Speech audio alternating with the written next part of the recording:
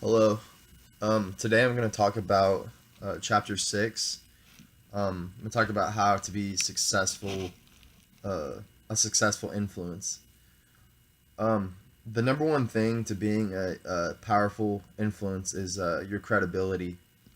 Um, in order to be credible, uh, you have to be honest. You have to be inspirational. You have to be looking forward, and you got to be competent in what you're saying.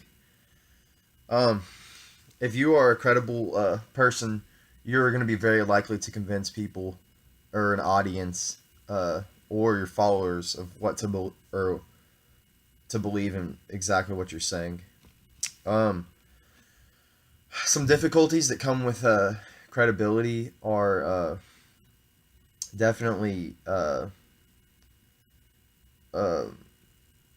not knowing about the certain topic, having the right skill set, or using good judgment. Those are all things that can be difficult when you're trying to persuade or show people that you're credible. Um, Trustworthiness is something a part of credibility, and that means just simply being someone who you can trust and confide in. And usually, it's because of your authenticity or your consistency. Um, Another term for credibility is your dynamism. Uh, you have to be assertive. You have to be easily adaptable. In order to build your credibility up, you must have self-presentation behaviors like good language or strong physical appearance and confident nonverbal behaviors. Uh, for self-presentation behaviors, you have to be passionate or feel strongly about what you're talking about or presenting to those that are your followers or who are your audience, basically. Um, I think it's really important that you develop emotional connection. So when you're talking to a crowd, you got to be emotional about it. You have to be passionate about it. You have to be connected to it. It's got to be something that you really, really feel strongly about. Otherwise, it may not be as credible. So if you just start talking about something that has nothing to do with anything you're passionate about, something that you don't care about, your credibility may go way down. But it's something that you can tell based if you're passionate about it, because your credibility will automatically go up. People will know that you're passionate about it, know that you're connected to it. But if you don't have that, then it's going to be pretty hard to show credibility to people. Um, but you have to have a strong appearance in terms of posture, dress code, and gestures. When you persuade people, you have a better chance of doing if you can get a crowd to stay locked in on what you're saying. So you have to keep the crowd dialed in.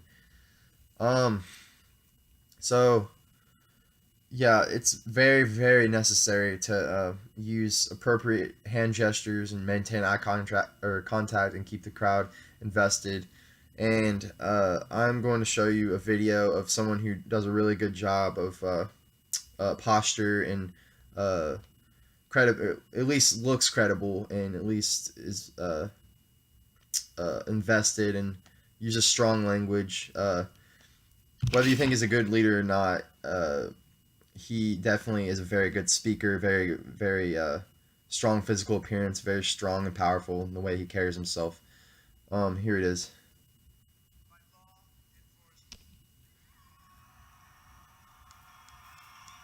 And I especially want to recognize a certain off-duty Border Patrol agent who bravely returned fire and helped disrupt the attack and saved so many lives. Border Patrol.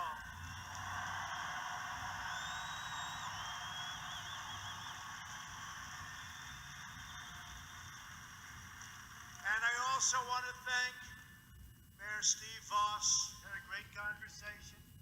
Okay, so that wasn't very long. It was hard to get get a good look at what he was doing, but basically, when he speaks, he engages with the crowd. Takes a lot of pauses. He looks all over different directions when he's talking to people. Uses very very good mannerisms and hand gestures. He talks slow when he needs to talk slow. He continues talking when he needs to talk continue.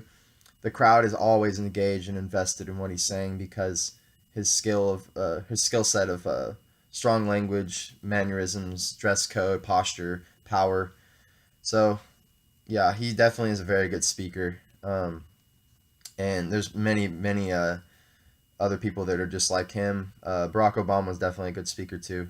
But yeah, that's it. Thank you.